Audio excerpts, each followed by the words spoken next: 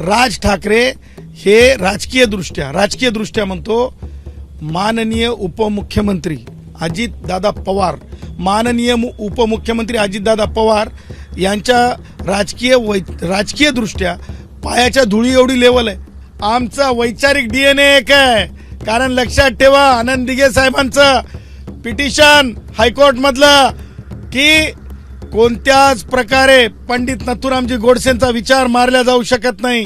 आणि जे दिघे साहेबांचे समर्थक आहेत आणि दिघे साहेब हायकोर्टामध्ये लढले होते पंडित नथुरामजी गोडसेंच्या विचाराकरिता. महिला ही महिला आहे, आई सावित्रीची लेक आहे, माँ भीमाईची लेक आहे, माँ जिजाऊची लेक आहे. त्या लेकीला त्रास न होणं हेच आधी कर्तव्य लाडक्या बहिणीचे भाऊ म्हणून आम्हाला शिकवण माननीय एकनाथरावजी शिंदे साहेबांची आहे. राज ठाकरेंना मी कायम म्हणलो की राजकीय नापास माणूस आहे. आणि आता 2 युती म्हणजे ते आमच्याकडे माहित आहे का तुम्हाला, जुन्या काळामध्ये बोर्डामध्ये जर तुम्हाला 30 मार्क असले आणि 10 मार्क ग्रेस असायचा +5 करून त्याला बढतीच्या प्रयत्नात आहेत, राजकीय बढतीच्या प्रयत्नात आहेत. एसटी बँक संचालकांमध्ये 2 दिवसापूर्वी मोठा गदारोळ होताना पाहायला मिळालं. मात्र या सगळ्यांवरती जे दोषी आहेत त्यांच्यावरती कारवाई करणार असल्याचं परिवहन मंत्री प्रताप सरनाईक यांनी म्हटलेलं आहे. मात्र दुसरीकडे काल प्रताप सरनाईक आणि गुणरत्न सदावर्ती एकाच फ्रेममध्ये उद्घाटन करताना सुद्धा पाहायला मिळाले. काय नेमकं आहे हे जाणून घेण्यासाठी आपल्यासोबत गुणरत्न सदावर्ती आहे. सर, खरं तर जो गदारोळ झाला त्यानंतर सरनाईकांनी म्हटलं, मात्र त्याच दिवशी तुम्ही दोघेही एकाच फ्रेममध्ये उद्घाटन करताना पाहायला मिळाले. एक लक्षात असू द्या, करणी आणि कथनीमध्ये आमचा फरक नाही. आमच्या इराद्यामध्ये कधी बदलाव होऊ शकत नाही. बँकेचं पॅनल सदावर्ते पॅनल म्हणून निवडून आलेलं आहे. त्यात त्याला दुमत असण्याचं कारण नाही. आता कसं असते, 5 बोटं असतात, 5 बोटातले 5ही बोटं सारखे नसतात. काही आमचे पोटे बिघडल्यासारखं केले, वाम मार्गाला निघाले. माया बहिणींची इज्जत पैसे गडगंज आल्याच्या नंतर थोडंसं विसर पडला की काय त्या पोट्यांना समजत नाही. आणि बहीण मग ती मराठा समाजाची असू देत की वंजारी समाजाची असू देत की आदिवासी समाजाची असू देत, कोणत्याही बहिणीवर कशाही प्रकारे कोणत्याच अर्थाने मानसिक असो शारीरिक असो त्रास होऊ नये, अत्याचार होऊ नये, ही भावना भारतीय संविधानाची आहे. हीच भावना जी आहे लाडकी बहीण म्हणणाऱ्या आमच्या माननीय एकनाथरावजी शिंदे साहेबांची आहे. लाडकी बहीण आणि लाडक्या बहिणींना जेव्हा त्रास कुणी असो, निवडून आलेले असोत निवडून आलेले नसोत, रस्त्यावर त्रास असो, कार्यालयात त्रास असो, कुठेही त्रास असो, शेताच्या बांधावर त्रास असो, कष्टकरी महिला असो की बँकेतली कर्मचारी महिला असो की बँकेची पदाधिकारी महिला असो, महिला ही महिला आहे, आई सावित्रीची लेक आहे, माँ भीमाईची लेक आहे, माँ जिजाऊची लेक आहे. त्या लेकीला त्रास न होणं हेच आधी कर्तव्य लाडक्या बहिणीचे भाऊ म्हणून आम्हाला शिकवण माननीय एकनाथरावजी शिंदे साहेबांची आहे. आणि ज्या वेळेस चुकला त्याला शिक्षा म्हणून तुम्हाला सांगतो, आम्ही त्या दिवशी लिंगपिसाटपणा जर असेल आणि त्या बाबतीमध्ये आरोप असेल आणि जर तो म्हणजे दार्शनिक सत्य असेल तर अंडी ठेसून अंडी हे आम्ही सांगितलेलं आहे. आणि त्याचबरोबर आम्ही नंबर रिलीज केलेला आहे आता महिला भगिनींसाठी, मुलींसाठी की कोणी असा त्रास देत असेल कुठेही महाराष्ट्रात तर त्याच्यासाठी आम्ही नंबर सुद्धा रिलीज केलेला आहे. आणि म्हणून तुम्हाला सांगतो की ती बाब जी आहे ती पूर्णतः महिलांच्या सन्मानार्थ, बँकेत जे तुम्ही म्हणतात, तुम्ही गदारोळ म्हणतात, तो गदारोळ नाही आहे. महिलांच्या सन्मानार्थ, महिलांच्या सुरक्षेकरिता, लाडक्या बहिणींच्या हिताकरिता, लाडक्या बहिणींना कुणी नजर उचलून चुकीची बघू नये ह्या करिता त्या दिवशीची ते जे कोणी ज्यांनी लाडक्या बहिणीच्या हितार्थ उतरले त्यांचं ते कर्तव्य होतं. आणि राहिला प्रश्न, शिंदे साहेब, सन्माननीय एकनाथरावजी शिंदे साहेब उपमुख्यमंत्री, त्यांना प्रताप सरनाईक जेवढे त्यांचा लाड करतात तेवढाच ते उदय सामंतांचा लाड करतात. प्रताप नावातच प्रताप आहेत, उदय नावातच उदय आहेत आणि गुणरतन नावातच रतन आहेत. आम्ही तिघं सुद्धा माननीय एकनाथरावजी शिंदे साहेबांचे खरोखर आम्ही चाहते आहोत आणि शिंदे साहेब सुद्धा आमचा लाड करतात. त्यामुळं तुम्हाला सांगतो, एक गोष्ट स्पष्ट करू इच्छितो, तुम्ही माध्यमांना साला चुकीच्या बातम्या चालवल्या, तुम्ही माध्यमांनी साला चुकीच्या बातम्या चालवल्या. साला तुम्हारा तो टीआरपी का लफड़ा होता है चैनल वालों का, ऐसा कुछ नहीं भाई. सच्चाई मिलन आहे. ये तो सच्चाई है. ते उरलेले संचालक गेले कुठे, मग शिवसेनेकडे गेले का कुठे गेले? नाही, तुम्हाला सांगतो, ज्या दिवशी आमचे काही बेफिकर पोरं निवडून आलेले शिंदे साहेबांना भेटायला गेले, त्याच दिवशी उदय सामंतांना, माननीय मंत्री आहेत उदय, त्यांना सांगितलं की तुम्ही प्रेस रिलीज करा, शिवसेनेत प्रवेशासाठी ते तिथं आले नाहीत म्हणून. त्यामुळं मन मिलन नाही आहे, आमचा वैचारिक डीएनए एक आहे. कारण लक्षात ठेवा, आनंद दिघे साहेबांचं पिटिशन हायकोर्ट मधलं की कोणत्याच प्रकारे पंडित नथुरामजी गोडसेंचा विचार मारला जाऊ शकत नाही. आणि जे दिघे साहेबांचे समर्थक आहेत, आणि दिघे साहेब हायकोर्टामध्ये लढले होते पंडित नथुरामजी गोडसेंच्या विचाराकरिता, आणि जे दिघे साहेबांचे समर्थक आहेत, फॉलोअर आहेत, ते कधी सुद्धा आम्ही एकमेकांपासून विभक्त होऊ शकत नाहीत. कारण दिघे साहेब पंडित नथुरामजी गोडसेंना मानतात, दिघे साहेबांना एकनाथरावजी शिंदे साहेब मानतात, आम्ही सुद्धा पंडित नथुरामजी गोडसेंना मानतो, आम्ही सुद्धा शिंदे साहेबांना मानतो. हम म्हणतात ना, एक जान है हम, एक जान है हम, एक जान है हम. फार बोल्ड स्टेटमेंट वाटत नाही काय? कारण आनंद दिघे तुम्ही म्हणताय की त्यांना गोडसेंना मानता येते. मी तुम्हाला सांगू, माननीय उच्च न्यायालयामधली जजमेंट वाचून घ्या. माननीय धनंजय चंद्रचूड साहेब, त्यासोबत दुसरे 2 न्यायमूर्ती, 3 न्यायमूर्तींनी मिळून दिलेली जजमेंट आहे. आणि त्या जजमेंटमध्ये हेच तर आहे ना, तुम्हा चॅनलवाल्यांना माहीत नसतंय. काय जजमेंट काय ते?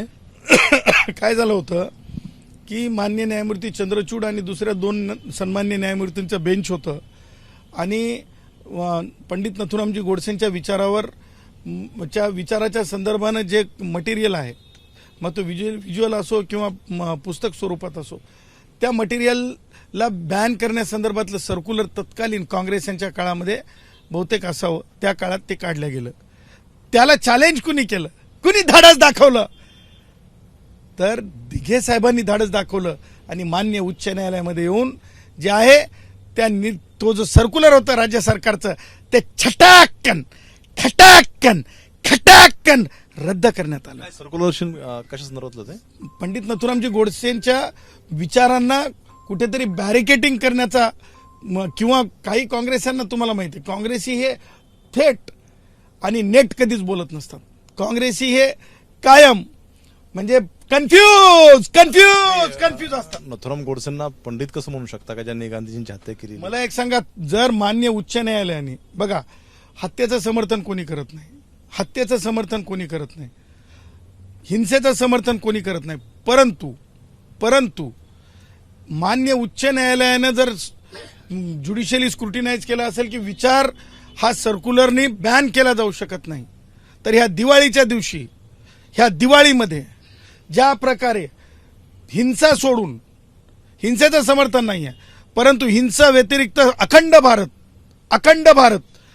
भारत ह्या दीपोवालीच्या दिव्याप्रमाणे पुन्हा पंडित नथुरामजी गोडसे यांच्या विचाराचा अखंड भारत या तमाम हिंदुस्थानला, या तमाम हिंदू राष्ट्राला, या तमाम संघ भारताला पुन्हा एकदा लाभावा. आणि त्याकरिता खूप खूप माझ्या शुभेच्छा आहेत की माननीय पंतप्रधान मोदीजींनी आता खऱ्या अर्थानं, म्हणजे तुम्हाला सांगतो, प्रभू श्री रामांचं मंदिर असेल, त्याचबरोबर काश्मीर खुला करून दिला, त्याचबरोबर देशाला, सगळ्या आपल्या देशाला एकूण जोडून दिलं दळणवळणासाठी, त्याचबरोबर लाडक्या बहिणींचा लाड महाराष्ट्रात आहे, त्याचबरोबर IT मध्ये आपण खूप पुढे गेलोत.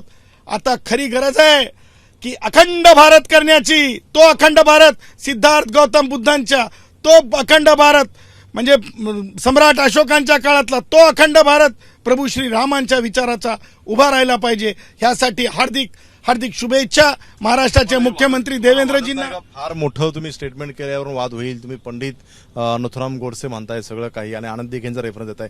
कधी एकनाथ शिंदेकडनं असं नाव ऐकायला मिळालेलं नव्हतं. मला एक सांगा, मी कोर्टातला कागद वाचणारा माणूस आहे. तुम्हाला सत्य पाहिजेत असेल तर घेऊन जा ना तुम्ही. वर्ष कुठलं आहे? साधारणतः मी तुम्हाला त्याची कॉपी देऊन टाकतो आता लगेच. म्हणजे तुम्हाला व्ह्युअर्सला, तुम्हाला कन्फ्यूज असलेल्या काँग्रेसियांना, तुम्हाला जे क्रिटिक करतात, क्रिटिसाइज करतात त्यांच्याकरिता उपयोगी पडेल. काही दिवसापूर्वी आपण पाहिलंय की राज ठाकरेंची जी आहे ती पत्रकार परिषद झाली होती. त्यांनी निवडणूक आयोगावरती मोठ्या प्रमाणावरती टीका केली. अजित पवारांवर सुद्धा जे आहे ते मिमिक्री करताना पाहायला मिळाले. मी तुम्हाला सांगू का, राज ठाकरे किस खेत की मूल आहेत राजकीय दृष्ट्या. राज ठाकरेंचं राजकीय यश कुठं आहे? राज ठाकरेंना मी कायम म्हणलो की राजकीय नापास माणूस आहे. आणि आता 2 युती म्हणजे ते आमच्याकडे माहिती आहे का तुम्हाला, जुन्या काळामध्ये बोर्डामध्ये जर तुम्हाला 30 मार्क असले आणि 10 मार्क ग्रेस असायचा +5 करून त्याला बढतीच्या प्रयत्नात आहेत, राजकीय बढतीच्या प्रयत्नात आहेत. 30 मार्क +5 मार्क = 35 मार्क. ढक्कल पास. राजकीय दृष्ट्या ढक्कल पाससाठी राज ठाकरे परेशान आहेत. उद्धव परेशान आहे. उद्धव आणि राज ठाकरेंमध्ये आता राहिलंय काय शिल्लक वैचारिक दृष्ट्या? कुठे आहे त्यांचा विचार? आता मामूजान भाईजान सोबत त्या बढती पास होण्यासाठी आता ते प्लस होणार का 2 मार्क? त्यामुळं तुम्हाला सांगतो, राज ठाकरे यांना मिमिक्री करण्यापलीकडं, मिमिक्री म्हणजे काय? Cartoon idea. मिमिक्री म्हणजे काय? एक कोणाचं तरी ढोंग, आता ढोंगच की मी असं नाही मी तसं. तुम्हाला सांगतो, राज ठाकरे हे राजकीय दृष्ट्या म्हणतो, माननीय उपमुख्यमंत्री अजितदादा पवार, यांच्या राजकीय दृष्ट्या पायाच्या धुळी एवढी लेवल आहे. कारण लक्षात ठेवा, सांगायचं तात्पर्य हे आहे की मला म्हणजे कुणाला हिनवायचं नाही, परंतु कुठे राज ठाकरे आणि कुठे अजितदादा, कुठे राज ठाकरे कुठे अजितदादा. आज राज ठाकरेंचं वैचारिक वजन किती आहे मला सांगा? आज फ्लोरलाच आहेत ते, म्हणजे खालीच आहेत ना. त्यांचं =0च आहे ना. प्रतिनिधित्व लोकसभेत किती आहे हो, विधानसभेत किती आहे मला सांगा? महानगरपालिकांमध्ये किती आहे? नगण्य आहे सगळं काही. सब कुछ खत्म, खुल्ला. आणि अजितदादा बघा किती वेळेस उपमुख्यमंत्री आहेत, किती त्यांचे आमदार आहेत, किती मंत्री आहेत. त्याच्यामुळं बघा, मला हे म्हणायचं आहे की राज ठाकरेंनी स्वतःच्या मर्यादेत, आणि मला असं वाटतं मिमिक्री करून मतं मिळत नसतात. मिमिक्री करून लोकांना की ना गुदगुल्या केल्या जाऊ शकतात. राज ठाकरे मिमिक्री करके वोट नहीं मिलते भाई राज ठाकरे भाई, वोट नहीं मिलते मिमिक्री से. खाली लोगों का गुदगुलियां हो सकती है आणि गुदगुलियांपुरतं मर्यादित राज ठाकरे फुल टू एंटरटेनमेंट. किती यश मिळेल दोघा भावांना? मी काय सांगितलं, बढतीने पास होणार नाहीत, नापास आहेत तुम्हाला सांगतो. त्यामुळे मला असं वाटतंय की ह्या उत्सवामध्ये त्यांना तुम्हाला खरं सांगतो की राजकीय दृष्ट्या हे दीपोत्सव सुद्धा त्यांचा म्हणजे राजकीय अंधार दूर करू शकत नाही. कारण ते कन्फ्यूज होतो. त्याच्यामुळं ही दिवाळी सुद्धा मला असं वाटतं राजकीय दृष्ट्या त्यांच्यासाठी ब्राईट दिवाळी नसणार आहे. आणि म्हणून निवडणूक आयोग म्हणजे आता आधीच ते म्हणतात ना, म्हणजे औलाद अभ्यास करत नव्हती, मायबाप अभ्यास घेत नव्हते. मायबापाला माहित होतं की लेकरू नापास होते, औलादीला माहित होतं नापास होतंय. पण आधीच सांगून टाकायचं की लेकरू बिमार होतं त्याच्यानं परीक्षेला जाऊ शकलं नाही, परीक्षेला गेलं, नापास बी झालं. तशी यांची अवस्था आहे. यांना माहित आहे ना तर यांच्यासोबत मतदार आहे, ना तर यांच्यासोबत जनता आहे, ना तर यांचं कार्यकौशल्य आहे. त्याच्यामुळं मिमिक्री पुरतेच आहे. हे उभे राहतील, हे पडतील, हे तुम्हाला सांगतो राजकीय दृष्ट्या उरलेल्या धूळ सुद्धा उडवू शकणार नाही. कॅमेरामन अनिल सलगर सरसुने, एबीपी माझा, मुंबई. एबीपी माझा, उघडा डोळे बघा नीट.